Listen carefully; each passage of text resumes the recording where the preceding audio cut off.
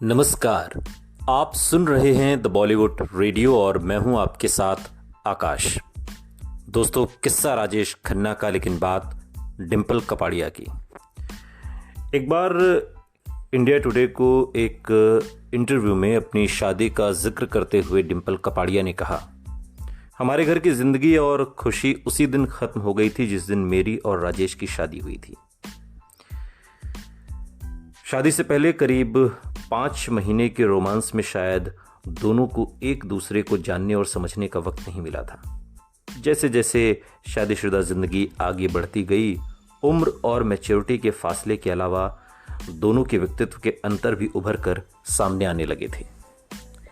डिंपल ने जब शादी की थी उस समय वो बॉबी की शूटिंग में व्यस्त थी। उनके हाथों पर लगी मेहंदी फिल्म के मशहूर गीत मुझे कुछ कहना है में नजर भी आती है।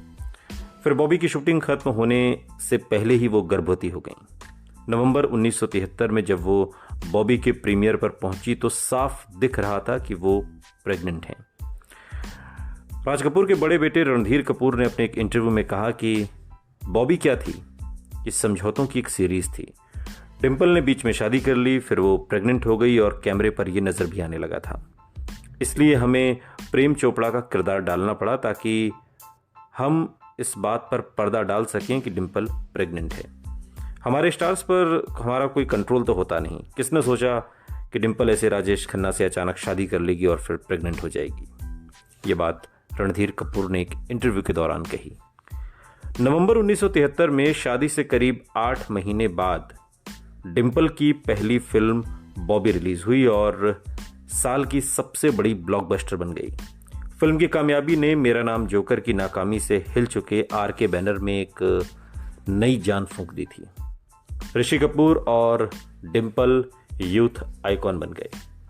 लक्ष्मीकांत प्यारेलाल के जबरदस्त संगीत पर सवार होकर बॉबी ने हिंदी सिनेमा को एक नई जुबान और स्टाइल दिया। यह फिल्म कई मायनों में एक ट्रेंड सेटर थी। जैसा कि शाहरुख खान ने अपने एक इंटरव्यू में कहा कि बॉबी से पहले हिंदुस्तानी सिनेमा आदमी और औरत के बारे में होता था। बॉबी के बाद ये लड़के और लड़कियों के बारे में होने लगा।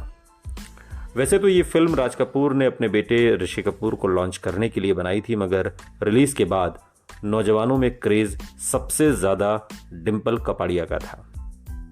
उस दौर में ऐसी कई खबरें छपी जिसमें कहा गया कि राजेश खन्ना इन बोल्ड सीन्स को लेकर नाराज थे और फिल्म के रशेज देखने के बाद उन्होंने राज कपूर से भी अपनी नाराजगी जता दी थी। बॉबी के रूप में डिंपल नौजवानों की हार्ट थ्रॉब बन गई। उनका बिंदास एटीट्यूड, पोल्का डॉट्स वाली ग्लैमरस ड्रेस और एयरफोन सरीखी हेयर स्टाइल पूरे देश की लड़कियों ने कॉपी की। नौजवानों के लिए डिंपल एक खूबसूरत फैंटेसी थी। फिल्म इंडस्ट्री के लिए डिंपल और ऋषि कपूर की जोड़ी हॉट प्रॉपर्टी थी। निर्माता डिंपल के दमकते भविष्य और स्टारडम की भविष्यवाणी कर रहे थे। एक टॉप स्टार बनने का रास्ता सामने था। स्टारडम चुंबक की तरह उन्हें अपनी ओर खींच रहा था, लेकिन इसके बावजूद डिंपल ने फिल्मों को अलविदा कह दिया और एक हाउसवाइफ बन गए। सुपरस्टार की बीवी अपने इस नए रोल को निभाने के लिए डिंपल ने बाकी हर रोल को ना कह दिया, बिल्कुल वैसे ही जैसे उनके पति राजेश खन्ना चाहते थे। डिंपल के पिता चुन्नी भाई कपाड़िया ने बाद में एक इंटरव्यू में कहा कि डिंपल को उस वक्त एक फिल्म के 5 लाख रुपए मिल रहे थे। उनके मुकाबले पर कोई दूसरी नई हीरोइन दूर दूर तक नहीं थी, मगर उसने शादी की जल्दबाजी में सब कुछ गंवा दिया। फिल्म पत्रकार भावना सोमाया के मुताबिक ये शादी शुरुआत से ही गलत साबित हुई। ये विडंबना ही थी कि राजेश खन्ना को लेकर डिंपल की शिकायतें वैसी ही थीं जैसी अंजू महेंद्रू के खिलाफ राजेश खन्ना की शिकायतें हुआ करती थी। मैं जहां भी जाती मुझे बताया जाता कि मैं दुनिया की सबसे खूबसूरत महिला हूं, लेकिन इनकी तरफ से मुझे तारीफ का एक शब्द भी नहीं मिलता था। ऐसा लगता था जैसे इन्होंने मुझे देखा ही ना हो। एक इंटरव्यू के दौरान बात के दिनों में डिंपल ने कहा था, राजेश खन्ना के लिए डिंपल क्या थी? अंजू की जगह लेने वाली कम उम्र की लड़की या फिर कपूर खानदान की होने वाली बहू जिसे उन्होंने हासिल कर लिया था, या फिर वो उनके फैंस उनकी ऑन स्क्रीन इमेज का और ताकत का एक मिला जुला रूप थी। बॉबी के बाद चारों तरफ डिंपल के चर्चे थे, लेकिन राजेश खन्ना ने उस दौर में उनके अभिनय की तारीफ में शायद ही कोई इंटरव्यू दिया हो, कभी कुछ नहीं कहा। डिंपल कहती हैं कि मैं हमेशा रिएक्शन का इंतज़ार करती रही, मगर वो कभी नहीं आया। मेरी सारी ताकत यही सोचने में निकल जाती थी कि वो क्या चाहते हैं या उन्हें क्या पसंद आएगा। ये एक सीढ़ी चढ़ने जैसा था। मैं कितनी भी तेज चढ़ूं, वो हमेशा मुझसे कई पायदान आगे रहते थे। पति की चाहतों के आगे वो अपना आत्मसम्मान झुकाती रहीं। उनका आत्मविश्वास कम होता जा रहा था। वो वही पहनती थी जो राजेश खन्ना को अच्छा लगता था। उन्हीं लोगों से मिलती थी जिनसे मिलना राजेश खन्ना पसंद करते। राजेश और डिंपल की पहली बेटी ट्विंकल का जन्म संयोग से राजेश खन्ना के जन्मदिन 29 दिसंबर के दिन हुआ। प्रशांत, जो कि राजेश खन्ना के करीबी उनके ऑफिस सेक्रेटरी रहे कई सालों तक, कई दशकों तक, वो कहते हैं कि काका जी ट्विंकल को प्यार से टीना बुलाते थे। बचपन में वो बहुत बीमार रहती थी। काका जी सारे काम छोड़कर उसे खुद डॉक्टर महेंद्र के पास लेकर जाते थे। टीना पर बहुत प्यार था उनका। डिंपल का पूरा समय अब अपनी बेटी की देखभाल में बीतने लगा। नई जिम्मेदारी में वो व्यस्त हो गई थी।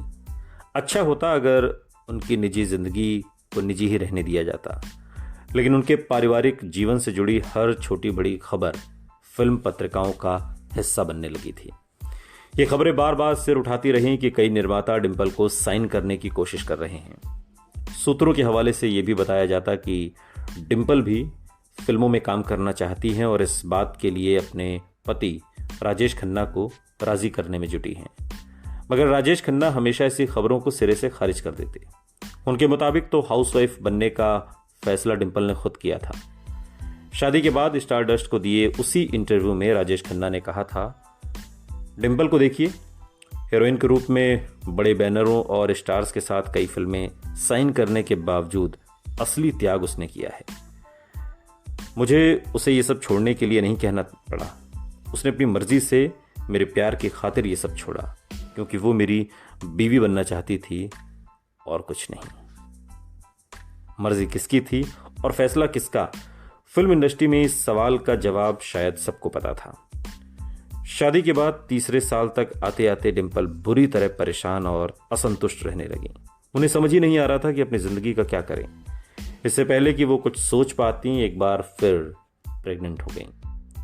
प्रशांत रॉय बताते हैं कि काका जी को दूसरे बच्चे से एक्सपेक्टेशन थी कि वो लड़का ही होगा, लेकिन एक्सपेक्टेशंस के अनुरूप ऐसा नहीं हुआ। 27 जुलाई 1977 को राजेश खन्ना की दूसरी बेटी का जन्म हुआ। फिल्म पत्रकार इंग्रिड एल्बकर के मुताबिक राजेश खन्ना, जिन्हें एक बेटे की उम्मीद थी, उन्होंने कई महीने तक अपनी दूसरी बेटी की तरफ ठीक से देखा तक नहीं। परिवार इस लड़की का नाम तक रखना भूल गया। बाद में इसका नाम रिंकी रखा गया। प्रशांत बताते हैं कि शुरुआत में तो राजेश खन्ना इस बात को लेकर उखड़े उखड़े से रहे कि उनकी दूसरी संतान लड़का नहीं है। उस दौर में उनका करियर भी बुरे दौर से गुजर रहा था, लेकिन बाद में नन्ही रिंकी की शरारतों ने उनका दिल जीत लिया। वो अपनी दोनों बेटियों को सबसे ज़्यादा प्यार करते थे। सुनते रहिए द बॉलीवुड रेडियो, सुनता है सारा इंडिया।